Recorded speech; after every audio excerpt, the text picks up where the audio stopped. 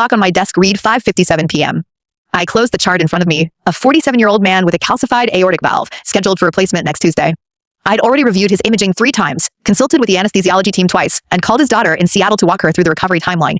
Everything was in place. Nothing required my physical presence between now and 7 a.m. tomorrow.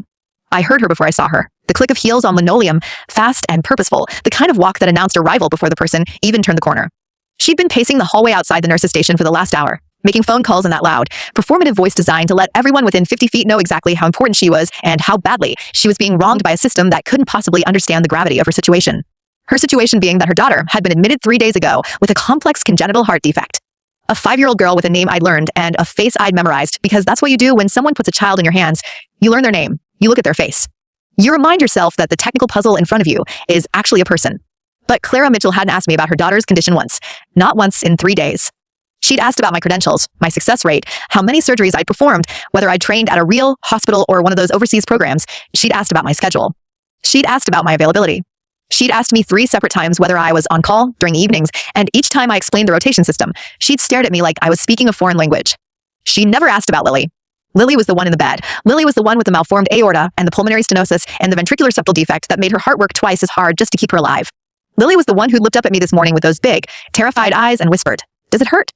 I told her no. I told her she'd be asleep the whole time. I told her when she woke up, she'd feel so much better she'd be asking for ice cream before the anesthesia wore off. That was a lie. Recovery would be brutal. But Lily didn't need to know that right now. What she needed was to trust me, so she wouldn't fight the mask when they put her under. Clara Mitchell didn't care about any of that. She cared about whether I was staying past 6. I stood up from my desk. The chair made that tired creaking sound it always made, the one that seemed to say, finally, after 14 hours of bearing my weight. I'd been here since 6:30 that morning. I performed a 5-hour bypass, consulted on 3 emergency cases, reviewed 10 charts, and spent 45 minutes explaining to Clara Mitchell why her daughter's surgery couldn't be moved up from Friday to Thursday no matter how many times she called her connections at the state health department. 6 o'clock.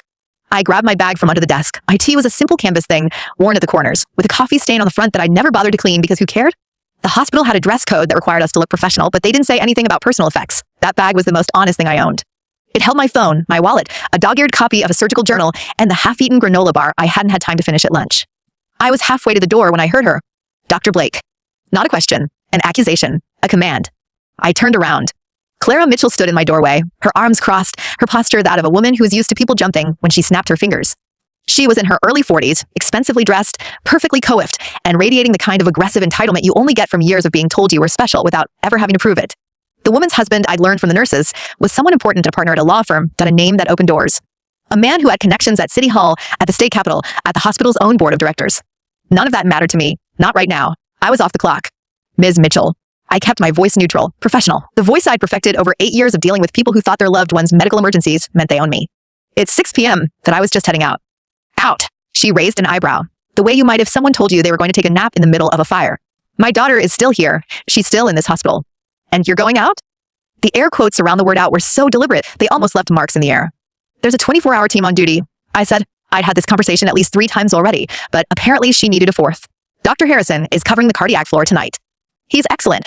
He's been briefed on all the cases, including your daughter's, and I've left detailed notes on her condition and the parameters for any intervention. She's stable. There's no reason to expect complications." "Stable." She laughed, a sharp, brittle sound. "You doctors and you're stable.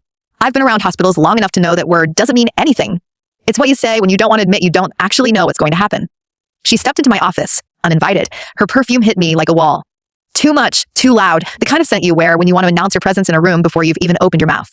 What if something happens tonight? What if she has a crisis? What if the monitors go off and Dr. Harrison doesn't know what he's doing? The question hung in the air, loaded with implication.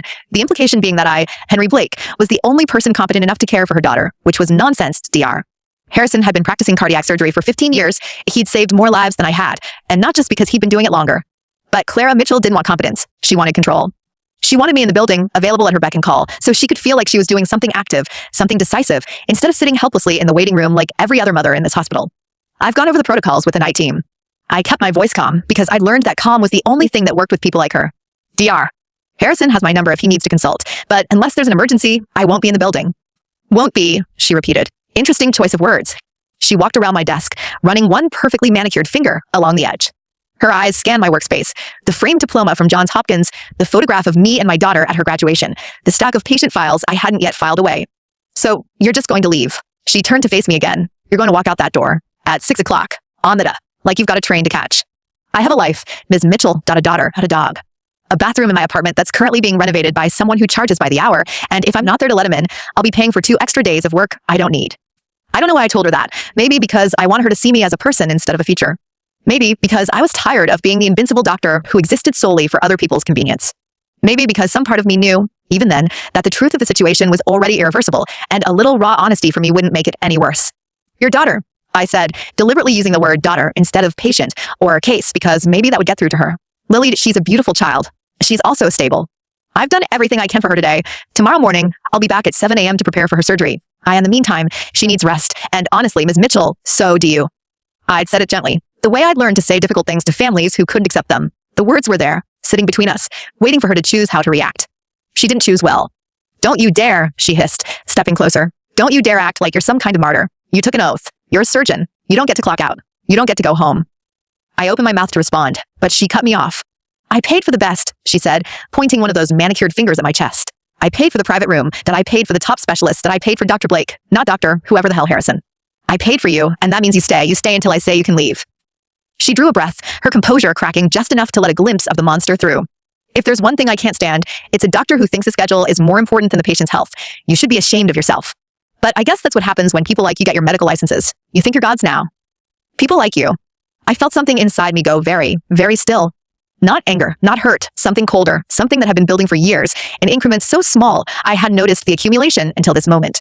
Every time I'd stayed late without being asked, every weekend I'd given up to cover for a colleague, every family I'd comforted, every crisis I'd averted, every thankless midnight phone call that started with sorry to bother you, Dr. Blake, but I'd done it all, that I'd done it without complaint. I'd done it because I believed in the work, because I'd made a vow, because I was good at it, and being good at something meant you had a responsibility to use that skill for the people who needed it. But Clara Mitchell wasn't asking me to use my skill. She was asking me to be a possession, a piece of equipment. An item she'd purchased with her husband's money and could therefore operate on her own terms. I'm leaving now, I said. The words came out flat, stripped of all color. If you need me to discuss Lily's condition in the morning, I'll be in my office at 7. But I'm leaving now, and I'm not returning until tomorrow. She stared at me. I saw the calculation in her eyes, the weighing of options. She knew she couldn't physically stop me. She knew security wouldn't detain me, but there were other weapons at her disposal.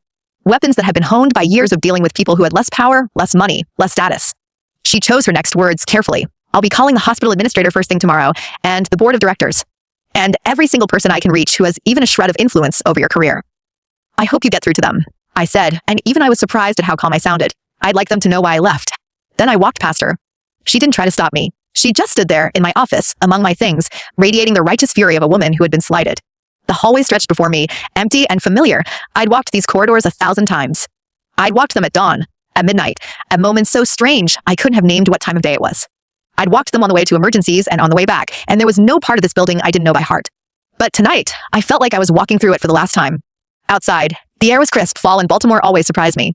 I'd grown up in California, where seasons were subtle suggestions rather than bold statements, and even after 8 years here, the sudden shift from summer to autumn caught me off guard. I stood in the parking lot for a long moment, staring up at the building, the gray concrete tower that had swallowed 8 years of my life. The windows glowed with a late evening light that always looked warmer from the outside than it ever felt from within. My phone buzzed. A text from my daughter, Elena, who's in her second year of college, and sent me exactly 3 types of texts, emoji sequences, requests for money, and updates on her grades that were always better than she thought they'd be. This was a great update. She'd aced her biochem midterm, that I smiled, typed back a quick congratulations, and tucked the phone back in my pocket. I got in my car, drove home, fed the dog, took a shower, stared at the peeling paint in the bathroom, and wondered if I should call the guy back or just learn to live with it. I didn't think about Clara Mitchell that I didn't think about the hospital. I didn't think about the threat she'd made or the cold certainty in my chest that told me something important was about to break. I just went to bed. When I woke up the next morning, it was already broken. The first sign came at 6:47 a.m., just as I was pouring my coffee. My phone lit up with a call from the hospital switchboard. The display showed the main line, which meant it wasn't a personal call. Someone was trying to reach me through official channels. I let it go to voicemail. 2 minutes later, another call. Same number, same silence. Voicemail again. By the time I was in the car, I had 8 missed calls and a series of texts from my colleagues that told me almost everything I needed to know. They're calling a meeting. Did you hear? I think you should come in early. She filed a formal complaint. Clara Mitchell had kept her promise. But the complaint wasn't just a complaint. IT was a masterpiece. 3 pages of carefully crafted outrage detailing my unprofessional conduct, my lack of compassion, my obvious disdain for patients and their families. I knew exactly who had written it. Clara Mitchell might have had a husband with connections, but this was her show. The phrasing was too sharp, too deliberate. This was a woman who knew how to play the game, who knew that the first complaint to land on the desk of someone important often carried more weight than any subsequent defense. I parked my car in a lot and stood there, looking at the hospital. The morning light was softer than the evening had been. The gray concrete didn't look quite so oppressive. I didn't go inside. Instead, I called my lawyer. Henry. Marcus Webb's voice was a familiar comfort. I'd known him since high school. He was the kind of attorney you called when you needed strategy, not just representation. I was wondering when I'd hear from you. What's the situation? I told him about Clara Mitchell, about the complaint, about the feeling in my bones that this was going to go somewhere I didn't want to follow. You're thinking you can't win this one? Marcus said, and it wasn't a question. I'm thinking I don't want to win it, I said. I want to leave.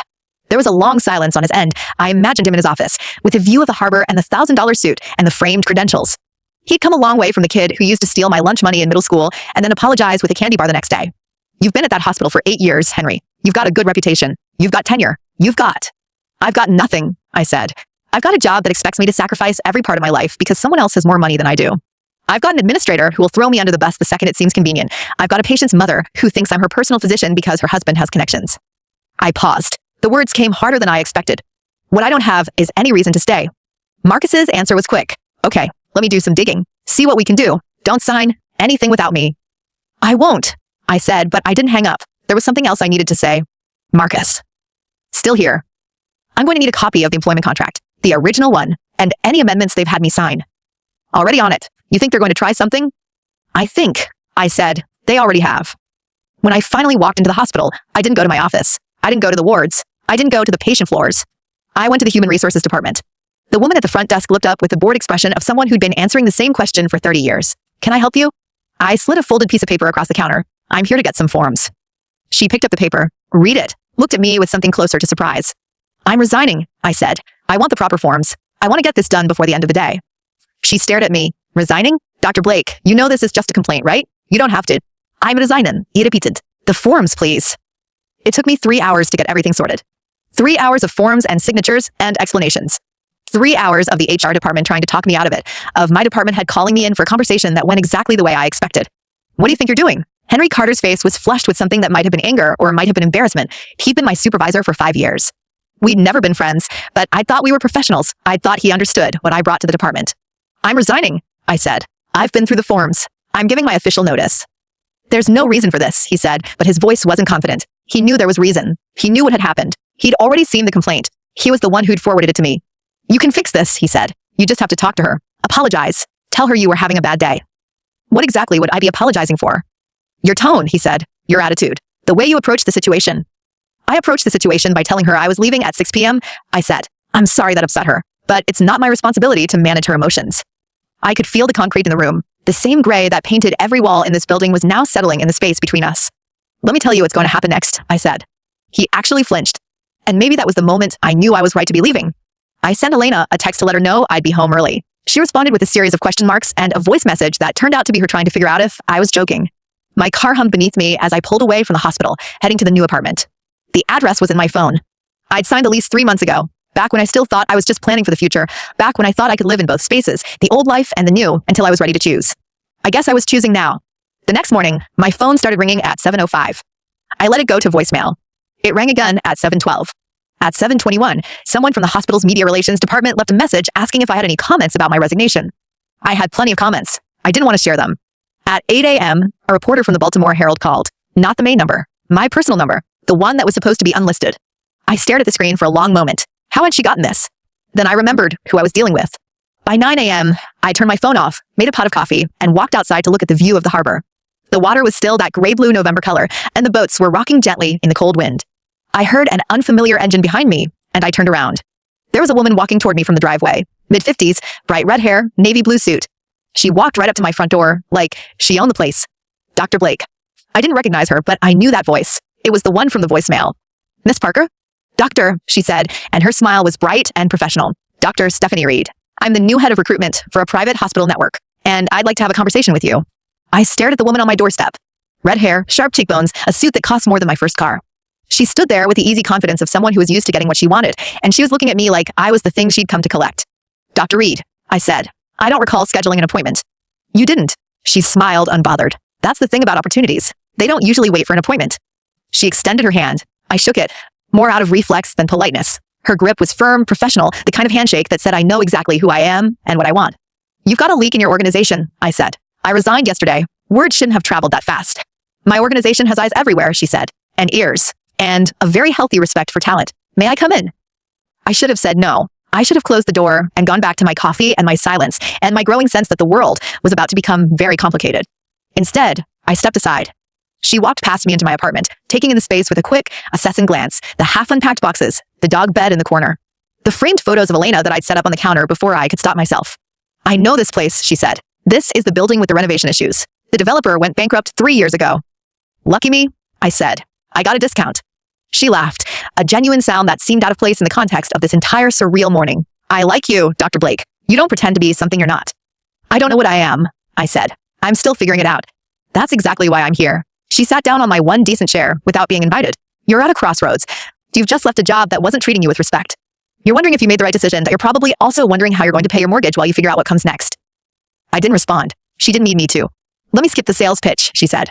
I represent a group of private hospitals that we're not the biggest, we're not the flashiest.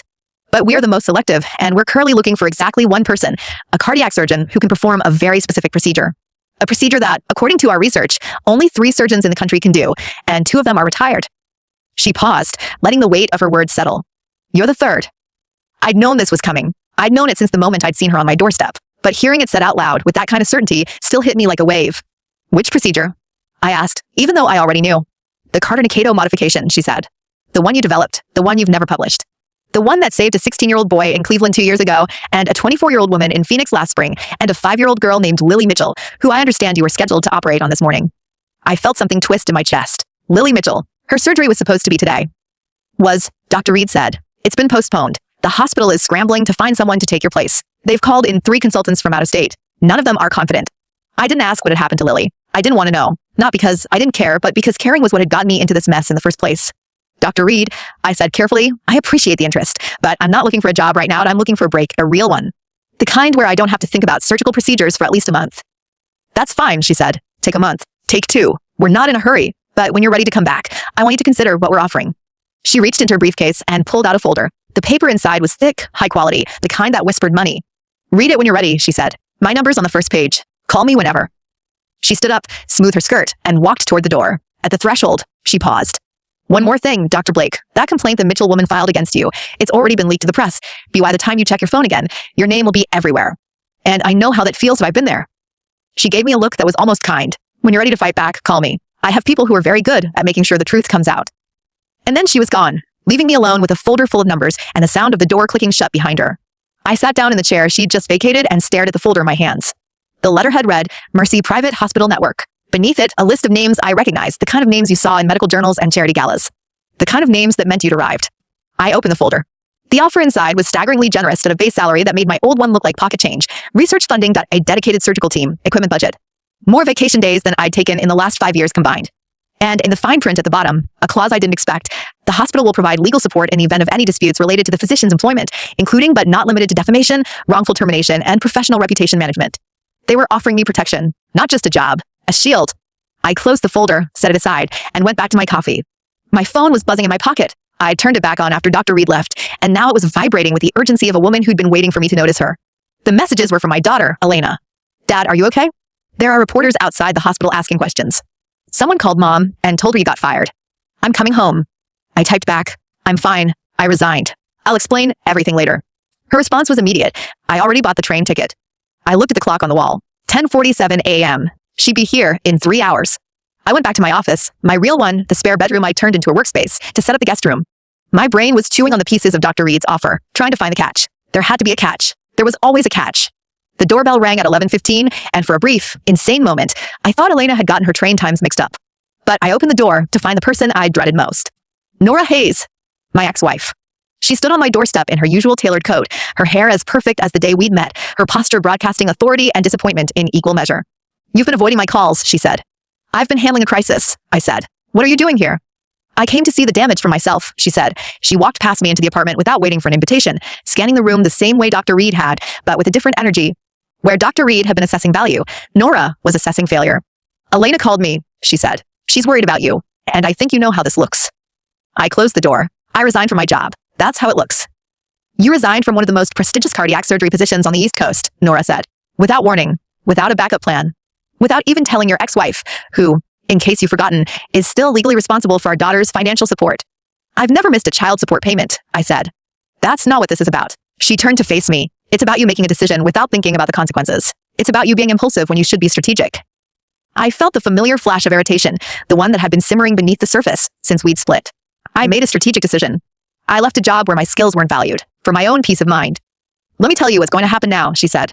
A woman with means and status made a complaint about you. That complaint is going to follow you, no matter where you go. And if you think private hospitals are going to look the other way, you're wrong. They do background checks. They call references. They sent a recruiter to my house this morning, I said. I'm already getting offers. Nora stopped. For the first time, I saw uncertainty in her expression. She didn't know how to process the fact that I might have already found a path forward. Who? She asked. Mercy Private, I said, offering me a surgical position. The terms are very generous. Nora stared at me, trying to read the truth in my eyes. You're serious. I'm serious, I said. So I'd appreciate it if you'd stop treating me like I just crashed my career into a wall. I made a choice. It was the right one. She drew herself up, using the movement to hide her surprise. Fiending. She spun toward the door. But if this falls apart, don't expect me to fix it, I asked. I don't, but I'd like you to tell Elena that. She doesn't need to worry about her father falling apart. Nora paused at the door. I'm not going to do that, she said, and she won't believe me anyway. She left me standing in the hall, trying to catch my breath. When the door closed behind her, I locked it, put my back against it, and tried to think. The morning had become a relentless assault of conflicting signals, and my ex-wife trying to reassert control. My daughter showing up in a few hours, expecting to process a parent's personal crisis. The recruiter's offer still sitting on my desk, promising the moon and stars and legal protection. But the truth was, I hadn't even been through the full cycle of the complaint. I had no idea what else Clara Mitchell had threatened. I had no idea who else the hospital might bring in to defend their decision. And I had no idea who leaked the story to the press. By the time my daughter arrived, I'd managed to pull myself together. Elena stepped out of the Uber with a duffel bag over one shoulder and a look on her face that said, I'm here for emotional support, but I'm also going to be asking a lot of questions. Dad. She pulled me into a hug. You're okay? I'm fine, I said, tired, confused, but fine. She pulled back, studying my face. Your story better be good, and it better be true.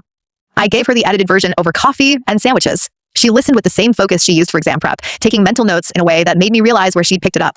So let me get this straight, she said when I'd finished. You resigned because the hospital was willing to sacrifice you to a woman who didn't want you to leave on time. And now the hospital is scrambling to cover the fallout. Essentially. And that woman's daughter, who has the condition that only you can operate on, is still sitting in the hospital without treatment. Essentially, I repeated. That's insane, Elena said. So, you're just going to let that happen? I'm not a weapon, I said. And I'm not a savior. I made a choice, but the hospital and the complainant made their choices, too. They have to live with them. She looked at me with an expression I couldn't read. Something between admiration and concern. Mom said you were being impulsive and ruining your career. And what did you think? I thought you must have had a good reason. She shrugged. You've never been impulsive. You've been too careful for too long. Elena stayed for dinner, and she stayed the night, sleeping on the couch despite my protests. I tucked an extra blanket over her and watched her drift off to sleep. Then I went back to the spare bedroom, opened Dr. Reed's folder again, and read the entire thing from start to finish. The terms were better than I'd remembered. The salary was higher. The research budget was bigger. The legal support was more comprehensive. And there, on the very last page, was a personal note written in blue ink. Dr. Blake, I believe in second chances. I also believe in the people who deserve them. I think you're one of those people. The next morning, my phone had a new message waiting for me. A text from an unknown number. I know what they did to you. I have documentation. I want to help you, but I can't do it unless you agree to meet with me. I stared at the message, typed back. Who is this? The reply came almost immediately. Someone who knows the truth about you, and Clara Mitchell, and someone who will be at the coffee shop on Pierce Street at 10 a.m. I spent the next hour staring at my phone, trying to decide if I was walking into a setup or an opportunity. It could easily be a reporter posing as someone sympathetic, trying to bait me into saying something regrettable. IT could be a lawyer for the Mitchell family, hoping to build a defamation case. It could be my own hospital's PR department, attempting to engineer a controlled narrative.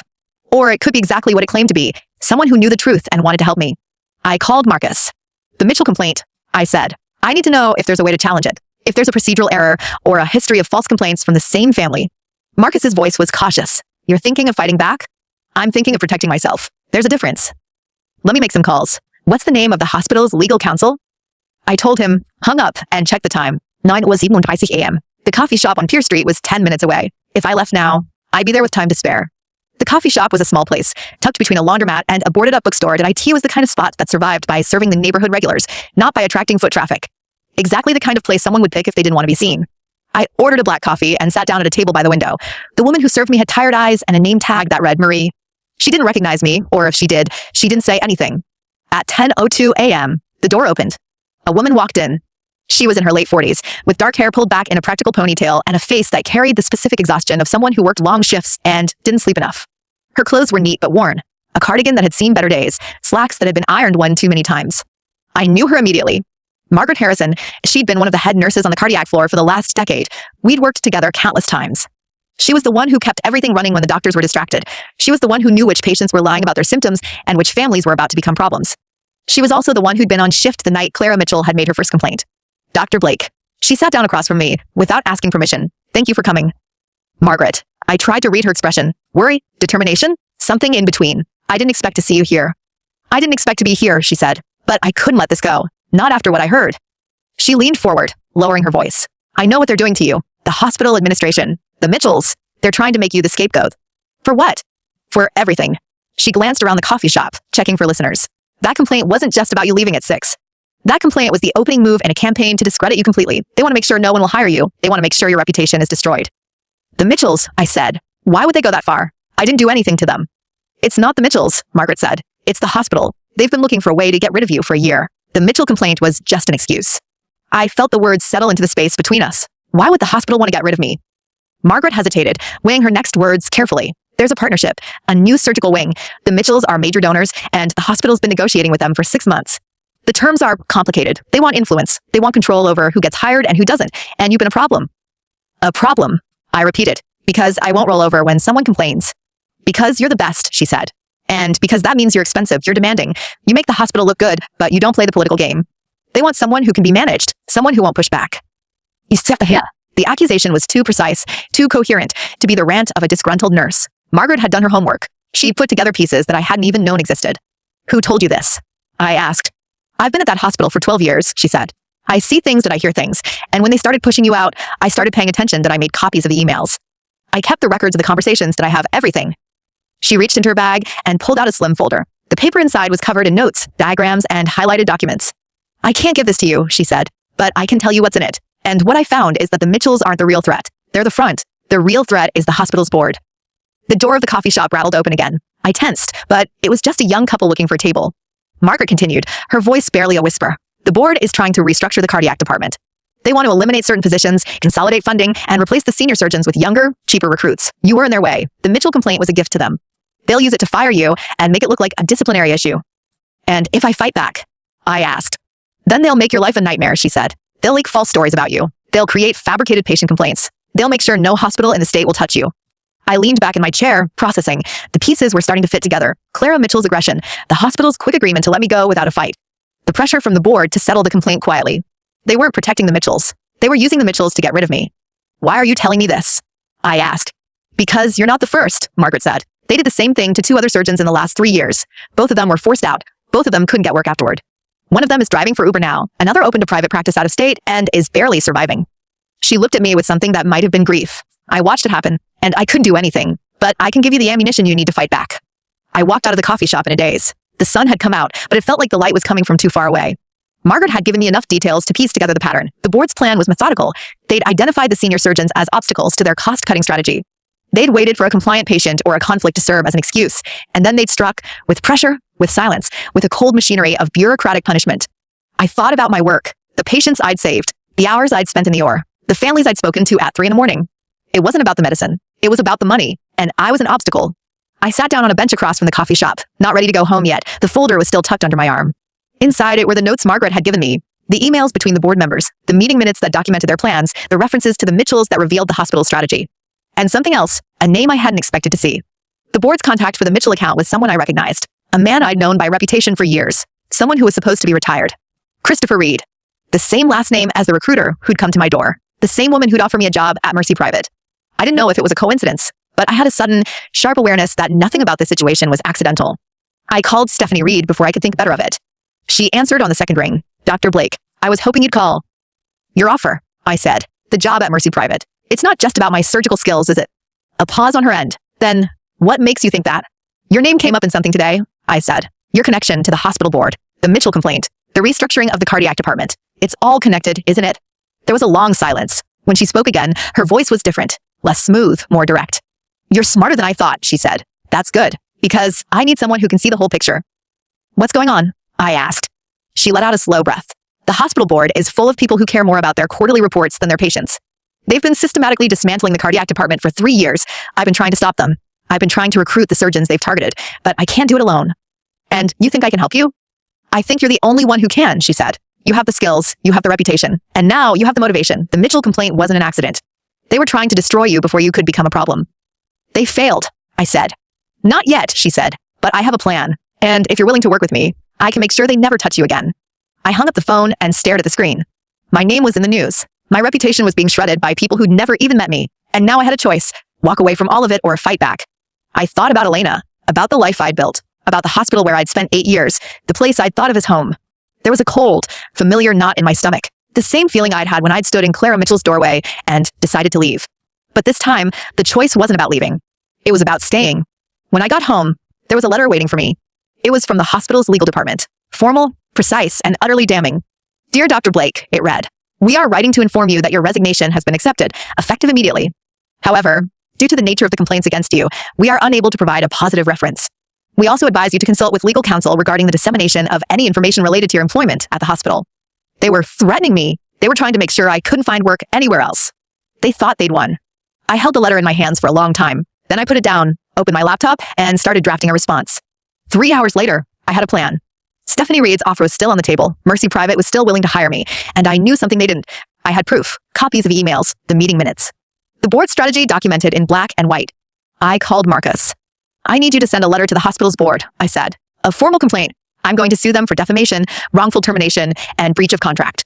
And I need you to make sure every single person on that board knows that I have evidence of their conspiracy to destroy my career. Marcus was quiet for a moment. You're sure about this? I've never been more sure of anything. He let out a breath. All right, I'll draft the letter tonight. But you know this is going to be a war, right? They're not going to back down just because you threatened to sue them. Good, I said. Neither am I. I spent the evening on the phone with Elena, explaining what I discovered. She was quiet for a long time when I finished. So, you're not going to take the private job? I'm going to take it, I said. But I'm also going to make sure they can't hurt me anymore. She was quiet again. Then, I'm proud of you, Dad. I hung up and stared at the ceiling of my apartment. The entire day had been a series of revelations and escalations. I was tired. I was angry. I was more alive than I'd felt in years. And I knew exactly what I was going to do tomorrow. I was going to walk back into that hospital with my lawyer and my evidence, and I was going to make them regret ever touching me.